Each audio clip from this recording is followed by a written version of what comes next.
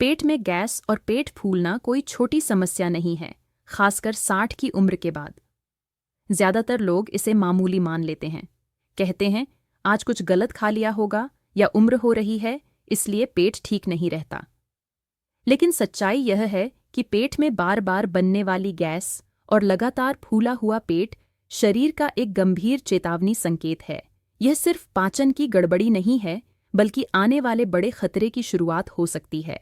60 के बाद शरीर पहले जैसा तेज नहीं रहता, आंतों की गति धीमी हो जाती है, पाचन रस कम बनते हैं, मांसपेशियां कमजोर पड़ती हैं और इन्हीं बदलावों के बीच पेट की गैस चुपचाप घर बना लेती है।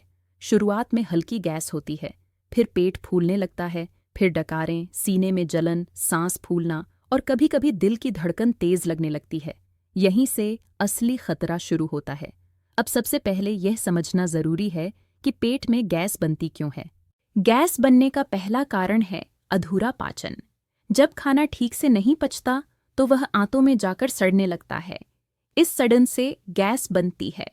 60 के बाद यह समस्या बहुत आम हो जाती है, क्योंकि पेट में एसिड और एंजाइम पहले जैसे नहीं बनते। खाना पेट में ज्यादा देर तक पड़ा रहता है, और जितनी देर खाना पड़ा रहेगा उतनी ज्यादा गैस बनेगी। दूसरा बड़ा कारण है आंतों की सुस्ती। आंतों को खाना आगे बढ़ाने के लिए मजबूत मांसपेशियों की जरूरत होती है, लेकिन उम्र के साथ ये मांसपेशियां कमजोर हो जाती हैं। नतीजा, मल आंतों में रुक जाता है। रुकता हुआ मल गैस पैदा करता है, पेट फूलाता है और शरीर में जहर छोड़ता है। तीसरा कारण है गलत खाने की आदतें। 60 के बाद भी बहुत से लोग वही खाना खाते रहते हैं जो जवान उम्र में खाते थे। ज्यादा तला हुआ, ज्यादा मसालेदार, ज्यादा मीठा, चाय और बिस्कुट, रात को भारी भोजन, ये सब चीजें पेट पर बोझ डालती हैं। पेट पहले ही कमजोर होता है, ऊपर से यह बोझ उसे और बिगाड़ देता है। चौथा कारण है पानी की कमी। बहुत सारे बुजुर्ग कम पानी पीते हैं। डर लगता है कि बार बार पेशाब जाना पड़ेगा, लेकिन कम पानी पीने से खाना सूखा रह जाता है।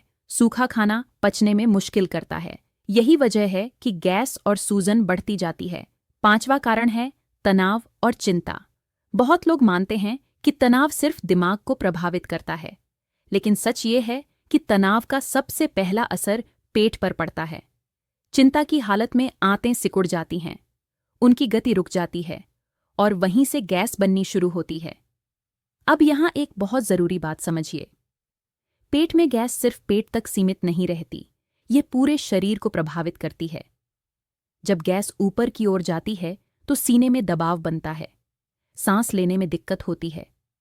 कई बुजुर्ग इसे दिल की समस्या समझ लेते हैं, डर जाते हैं, लेकिन असल में यह गैस का दबाव होता है। लेकिन यह दबाव भी कम खतरनाक नहीं है। लगातार सीने में दबाव दिल पर अतिरिक्त भार डालता है। जब गैस नीचे की ओर जाती है तो पिंडलियों में भारीपन, पैरों में सूजन और कमजोरी महसूस होती है। वजह यह है कि गैस के कारण खून का बहाव प्रभावित होता है, नसों पर दबाव पड़ता है और शरीर के निचले हिस्सों तक सही पोषण नहीं पहुंच पाता। अब सबसे बड़ा सवाल, गैस के बहाने कौन सा बड़ा खतरा छुपा है? यह खतरा है आंतों में जमी गंदगी और अंदरूनी सूजन। अगर पेट में बार बार गैस बन रही है तो इसका मतलब है कि आंतों के अंदर कुछ ठीक नहीं है। या तो वहां पुराना मल जमा है या आंतों की अंदरूनी परत सूज चुकी है। यह सूजन धीरे धीरे शरीर की रोग प्रतिरोधक क्षमता को कमजोर करती है। खून में जहर घुलता है और यही जहर आगे चलकर जोड़ों के दर्द, मांसपेशियों की कमजोरी, थकान और दिमागी धुंध का कारण बनता है। बहुत से बुजुर्ग कहते हैं कि पेट तो हमारा हमेशा खराब रहता है, अब इसकी आदत हो गई है।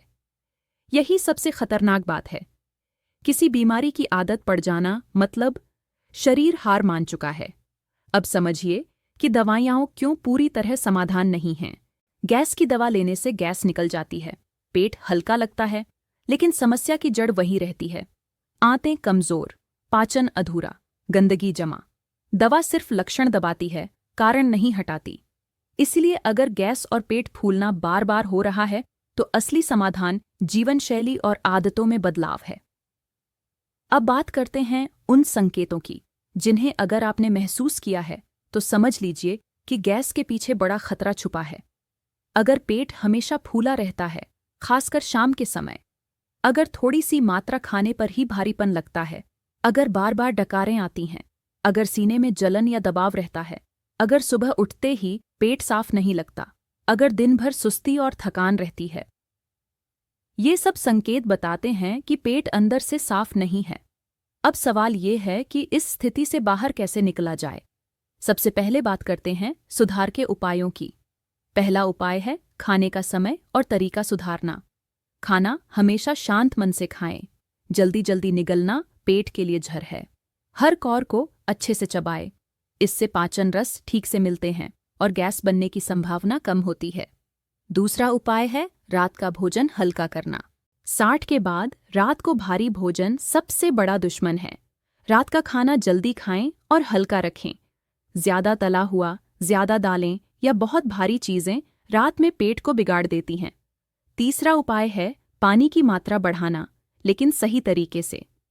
एक साथ बहुत सारा पानी नहीं, दिन भर थोड़ा थोड़ा, सुबह उठते ही गुनगुना पानी। यह आंतों को जगाता है और गैस की समस्या कम करता है। चौथा उपाय है रोज चलना। चलना सिर्फ पैरों के लिए नहीं है। चलने से आंतों की गति तेज होती है, गैस अपने आप निकलती है, पेट हल्का रहता है। रोज 20 से 30 मिनट की हल्की चाल बहुत बड़ा फर्क ला सकती है। पांचवा उपाय है तनाव कम करना। मन जितना शांत होगा, पेट उतना ठीक रहेगा। डर, चिंता और बेचैनी पेट की सबसे बड़ी दुश्मन है। सोने से पहले चिंता में डूबना गैस को बुलावा देता है। छठा उपाय है खाने में रेशा बढ़ाना। सब्जियां, फल, खासकर लौकी, तोरी, पपीता, अमरूद, ये आंतों को साफ रखते हैं। रेशा बिना गैस बनाए मल को बाहर निकालता है। सातवां उपाय है चाय और बिस्कुट की आदत पर नियंत्रण। खासकर खाली पेट चाय गैस की जड़ है।